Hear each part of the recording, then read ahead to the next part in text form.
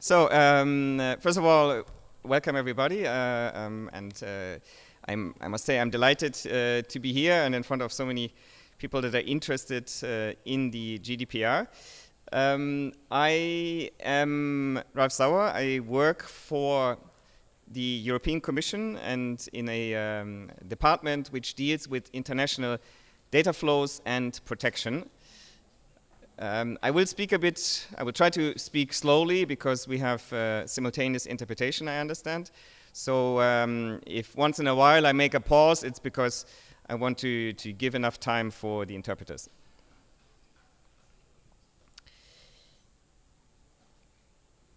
So this is of course an exciting moment for Europe.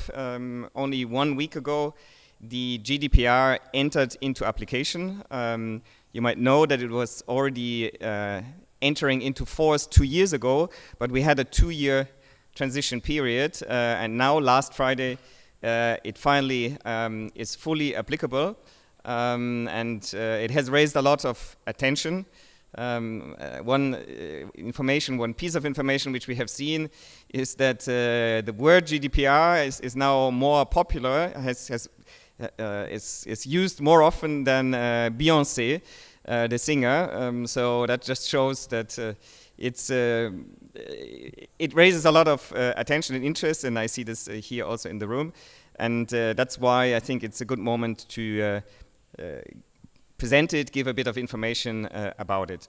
What I want to talk about are just a couple of points of background, then go through the main principles and rights and obligations, say a few words about what it means in an international context, so for business operators in particular that are abroad, such as Korean business operators, and then lastly tackle a few of what we think are misperceptions about the GDPR, misunderstandings, and I think it's important to also talk about those and give a bit our view as to how we see the GDPR in a business context. So why have we put in place, why have we adopted the GDPR? You might know that this is not it's not that Europe now for the first time has a data protection law. We have data protection rules since 1995, but you can imagine at the time of 1995, mail meant really a letter in an envelope, and the cloud or cloud meant bad weather and rain, but certainly not a place where you store data. So the technology has changed dramatically since the 90s, and there was a need to adapt our data protection rules to the new risks, types of risks that come from data processing in today's world. And also, of course, what has changed is that data now moves across borders much more easily. It's not confined any longer to one country, and therefore, the European Union is interested in making the data flow, and so we also have addressed our rules on international data transfers. That was also one of the motivations for reforming our data protection law. Another important reason for thinking again about data protection was that in 2009 we changed our treaty, and the treaty in Europe is basically the constitution, and for the first time data protection was recognized fully as a fundamental right, such as in Korea, and I think that's of course also important, and it is in a way the driving force behind the data protection rules, because they are all about empowering people, protecting them and empowering them, ensuring that individuals have control over the data. And last but not least, I should mention that the law that we had in 1995 was a framework law, if you wish, which had to be implemented and transposed by the EU member states, and they had some flexibility in doing so, and that led to a certain number of differences in the national laws, and that is of course not good for business, because business prefers to have one set of rules, one uniform set of rules. rather than a different set of rules in each country. So, and the GDPR addresses that point. It's now a uniform law across the European Union. So there's no need anymore for member states to have their own rules. The GDPR applies directly in the member states and can be invoked by individuals directly. And together with that, we have also changed the institutional system of enforcement of the data protection rules. And in particular, we have ensured that in the future, the data protection authorities, the supervisory authorities, so what here, for example, would be KCC or PIPC, that, and they are national authorities, that they cooperate much more closely, and that they also come to a uniform interpretation and application of the rules. So there's a mechanism which ensures that one decision is taken by a lead authority, and that will then be respected by all the other authorities. So, which means we will not only have one set of rules, we will also have a uniform interpretation of those rules across the union. And that, I think, is good news for business, because it reduces compliance cost and the need to adapt to different standards across the European Union.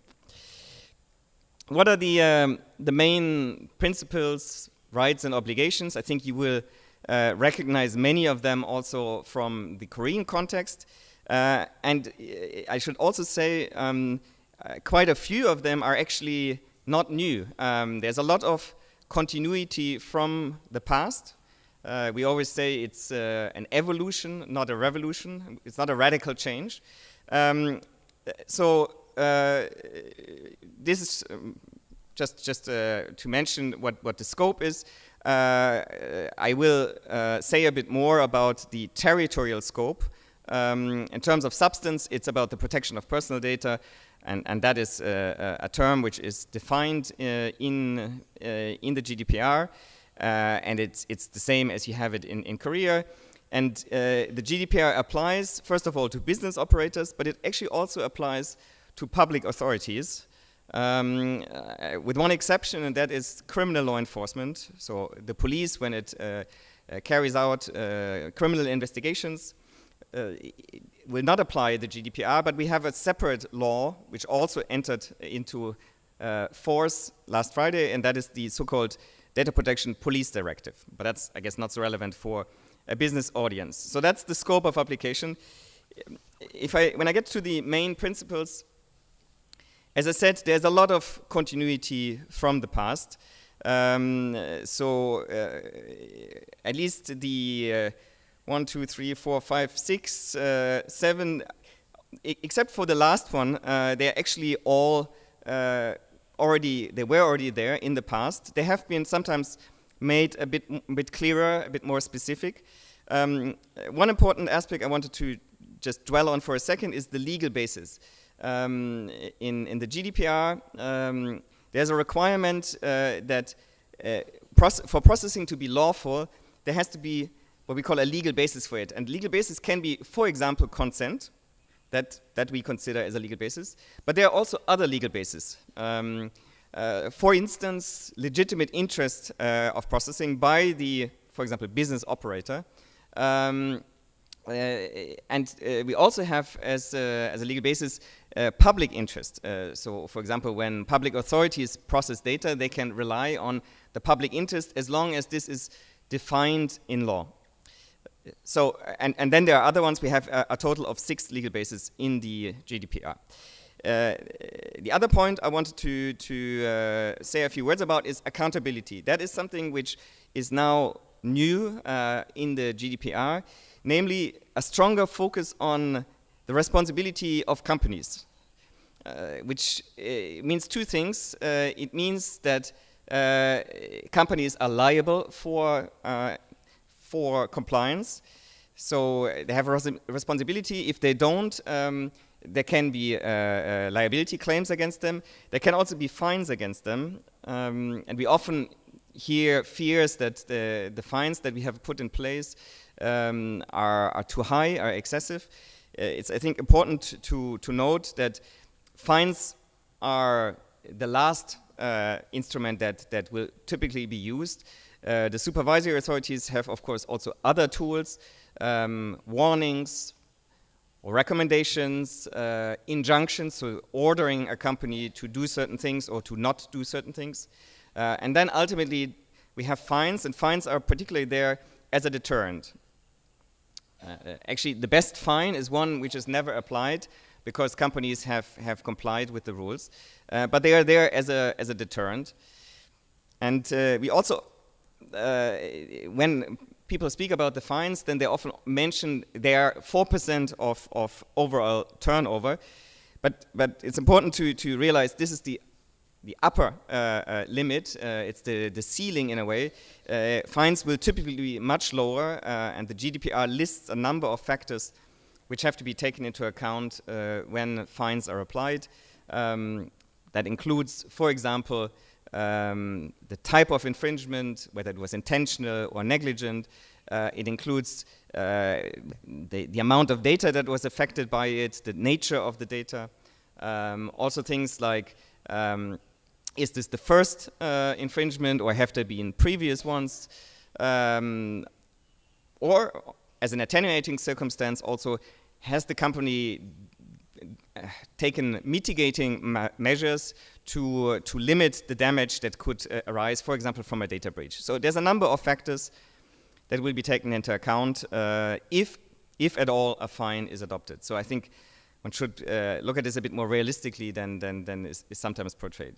So that is the one aspect of accountability. The other aspect is that from the view of the authorities, we have moved from a system where we had a lot of ex-ante control, so authorization by supervisory authorities of certain processing operations, or at least the need to notify data processing operations to the authorities.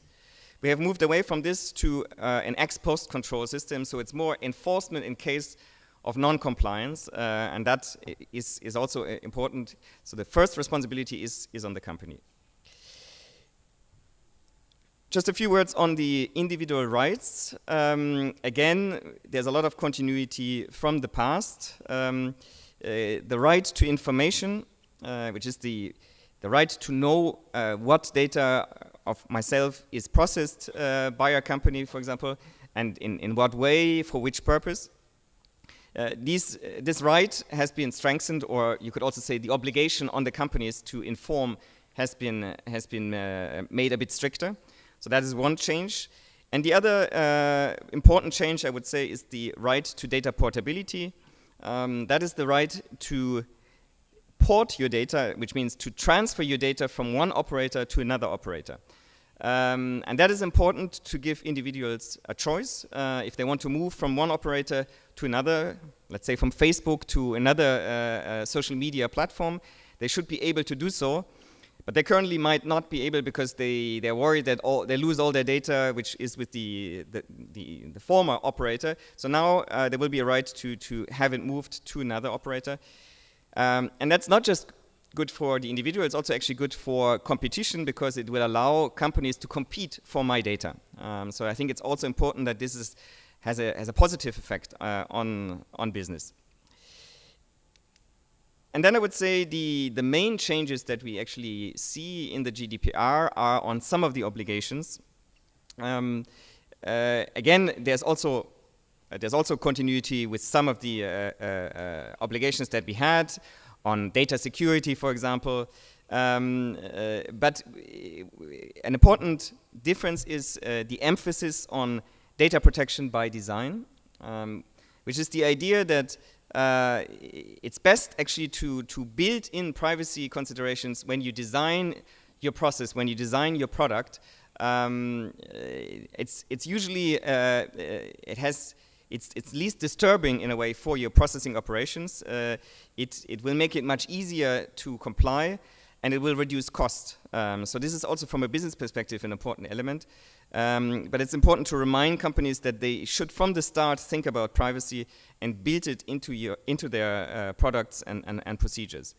And then we have three obligations which are new or at least strengthened. The first one is on data breach notification, which is something which we now see globally. Most modern data protection laws have something on data breach notification. So it's the idea that, first of all, the supervisory authorities should be informed if there was a data breach, like a leakage or data has been stolen.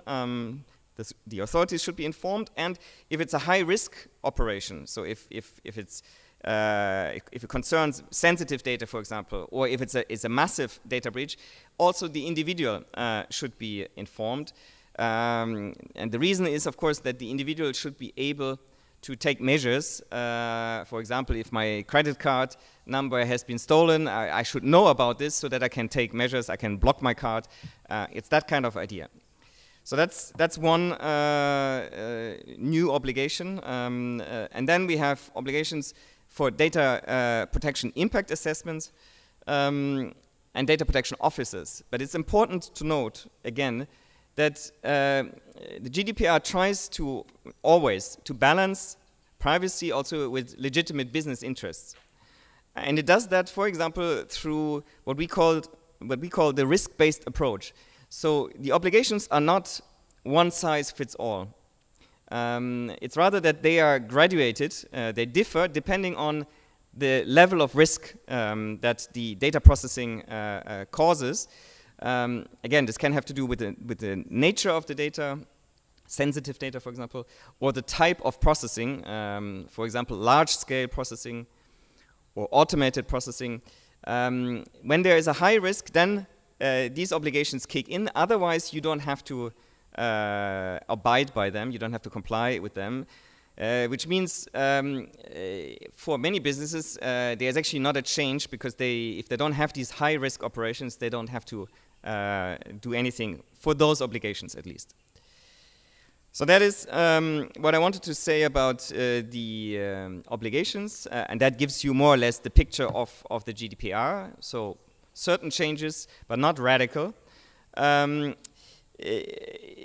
we see that this, of course, is relevant not just for the EU, but it's also of interest for foreign operators. And that brings me to the question of the territorial scope of application. And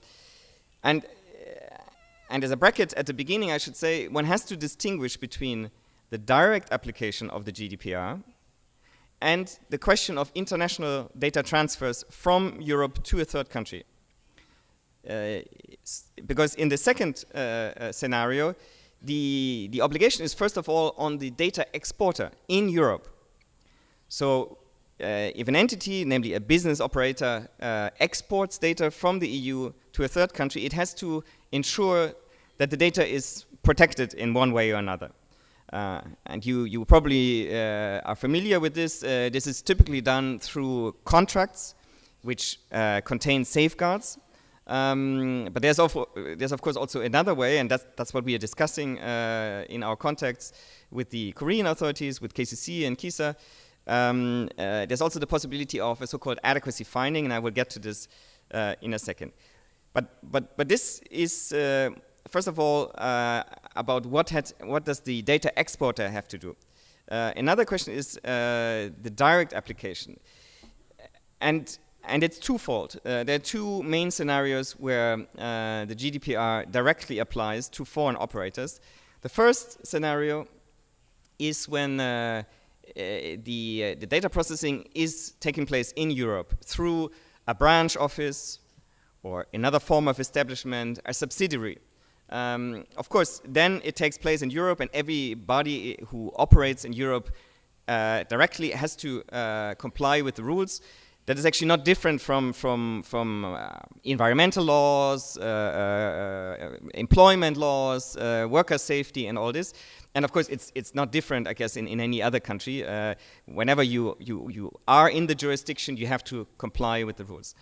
And then there's a second element, and this is when the foreign operator is actually not in the EU, but it reaches out into the EU to get the data from individuals. When that happens, the idea is that you then still participate in the EU market, because in today's world you don't have to be present physically any longer. And to ensure that everybody has to abide by the same rules, to ensure a level playing field, you are then also obliged to apply the rules. But this only, and maybe I should stop here to allow the interpretation, this only applies when a foreign operator directly targets end customers in the European Union. So it does, for example, not apply if I just have a web page which I can find from anywhere in the world. So the mere accessibility through the internet is not sufficient to trigger the application of the GDPR. This only applies when the foreign operator directly targets customers in the EU to offer services or products. And the GDPR gives some examples what this targeting means. So for instance, if my service is in the language of customers in the EU, so if I have a German language section with which I try to attract German customers, or if other indications can be if I allow payment of my service in a local currency, like the euro, or if my offer is designed in a way to specifically sort of cover the needs or address the needs and interests of customers in the European Union, then this would be considered a targeted approach, and then the GDPR directly applies. So I hope I have given some idea of the direct application and how this is to be distinguished from international data transfers. In the case of direct application, the GDPR then also requires that foreign operators have a representative in the EU. That representative is there as a contact point for individuals. It's there to receive complaints, for example. And it's also there as a contact point for the supervisory authorities and ultimately for enforcement. There are certain exceptions to that, and I've listed them. They are cumulative. Basically, this means if it's a very low risk and occasional activity, then there is no need to have a representative. Otherwise, there is. But it's also important to understand that there's quite some flexibility for designating a representative. The representative can be shared by various business operators, and it can be a natural person. It can also be a company. It can be a law firm. It can be a consultancy. So maybe even a trade association, I think, could be a representative for foreign operators. So there's quite some flexibility. That brings me to the international transfers one more time. As I said, the European Union is very interested in data transfers from Europe abroad. We are one of the biggest data exporters in the world. And that's why we have actually made it even more flexible and open our system under the GDPR. We have made it simpler by getting rid of prior notification and authorization requirements which existed in some of our member states. We have made the existing tools, in particular the model contract clauses, more flexible. For example, they can be tailor-made, they can be adjusted to specific processing operations. And we have introduced new tools such as codes of conduct or certification mechanisms, as long as they fulfill certain criteria. And we are working on them to also have them as an instrument for transfers. But the most comprehensive one is adequacy, because adequacy basically means a finding that a third country has a essentially comparable level of protection. And when that is the case, and this has to be determined by the European Commission, we have to make this assessment. If the assessment is made, then there can be a free flow of data without any further need for additional tools for example, contracts. So data protection contracts. So that is, in a way, the most comprehensive and most favorable tool that we have. It is almost like a free trade agreement for personal data.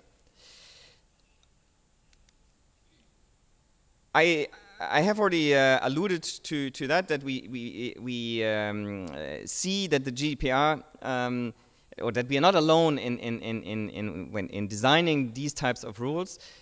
We see this as a universal trend, and we see a lot of convergence. And I think that is actually what is most important going forward. If we can ensure that the level of protection is very similar across the globe, that will tremendously facilitate data flows, both commercially and for public authorities, for public when authorities cooperate. And we see a lot of models which follow a similar track as the GDPR. We see that in Latin America with the Ibero-American standards, in Africa with the African Union Convention. We see it in Asia on a country-by-country basis. And that includes, of course, South Korea with a modern data protection law, but also in other countries around the Asian region. There's an interesting development in India. They are now drafting a data protection law, and also other countries like Indonesia or Thailand are going that way. So it's a very exciting moment. It's a very positive development.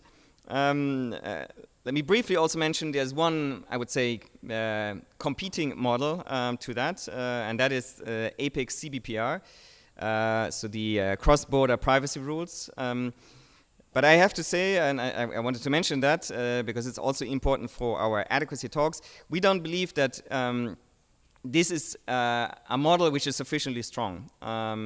It's basically relying on self-regulation. It doesn't have very clear rules on certain aspects. It doesn't have clear enforceable rights, and I think it lacks an enforcement. So we see a number of weaknesses, and I think that is also reflected in the fact that there are not many participants. I think even now, after many years, we have only 22 companies that actually participate in APEC CBPR. So we believe the trend is rather one towards a strong data protection law with an independent authority that can take enforcement action. And let me briefly mention the only truly global instrument, I think, which is also emerging, and that is what is called Convention 108, which is the only multilateral agreement which applies already across a considerable part of the globe. It has more than 50 parties, and not just from Europe, and the EU is not all of Europe. There's a number of neighboring countries which are party to the convention, but also countries in Africa and in Latin America. There are also a number of, I think, between 6 and 10 further applications, and countries like Japan and Korea, which are already observers to the convention, and we very much hope that they will also join the convention as parties, which is also could be an important aspect, I think, also of the adequacy, the sustaining the adequacy finding into the future. And the last thing on this convention, it is not just a text, it is not just a set of standards. There is a body, an entity attached to it, which is the Convention Committee, which is a forum for countries to meet, to discuss data protection, to develop common global standards, and at least in the form of recommendations. So I think it's a very useful instrument, and we hope that it will further expand. And if you see here, it is already, as I said, covering a number of countries around the world. At least not all of them are already parties. Those are only the red ones. The yellow ones are those which will soon become parties, and in green you see observers, which we hope will eventually also join. And I would end now with a couple of words just on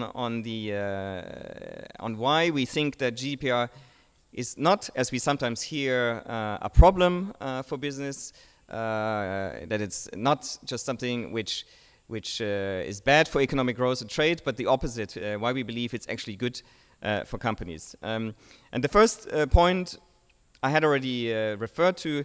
We have now a harmonized framework, one set of rules, one uniform application, and I explained why that is good for business.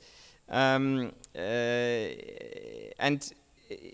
it's a flexible system, so it allows also other forms of regulation, co-regulation, with of course a certain control by the data protection authorities, but it allows a bottom-up approach.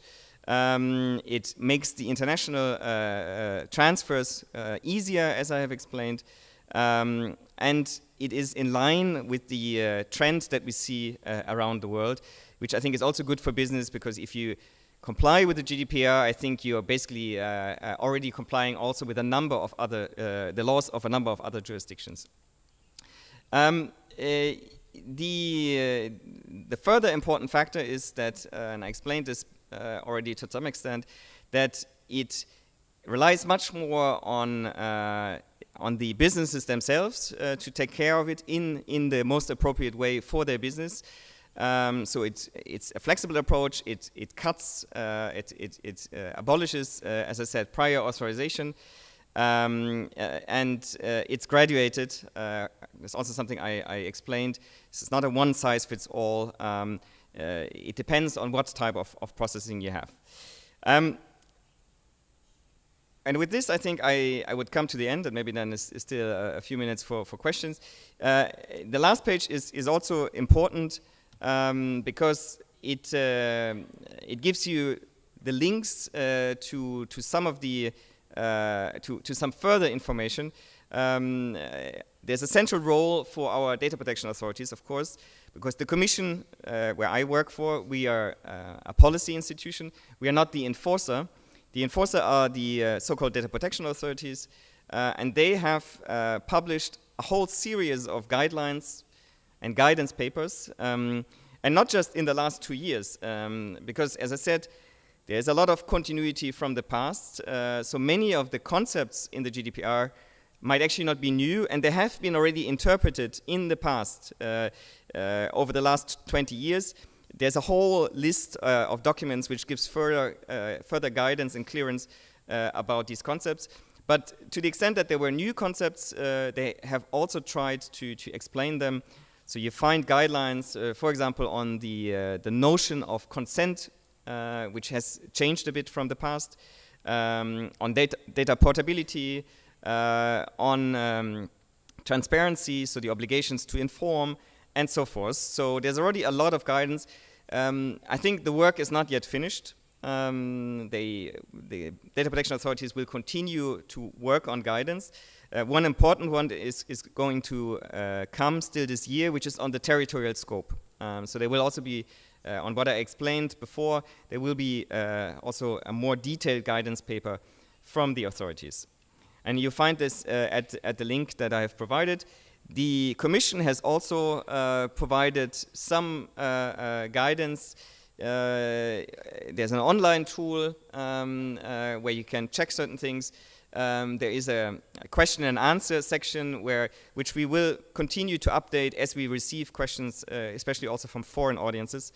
And I think with that, hopefully, most of your questions will be answered, but we will also continue to do this kind of event as today. So let me thank you again for your attention. I hope it has brought some light on the GDPR, but I'm sure this will continue. The last word I wanted to say, I also wanted to commend the authorities here, our partners in this dialogue, KCC and KISA. Over lunch we have seen the overview of all the things that they have produced in terms of guidance, also in Korean language. It's very impressive. I know of no other country, frankly, outside Europe that has done that much. So I think you're in good hands also in Korea with the authorities. So thank you very much, and I hope we all meet again.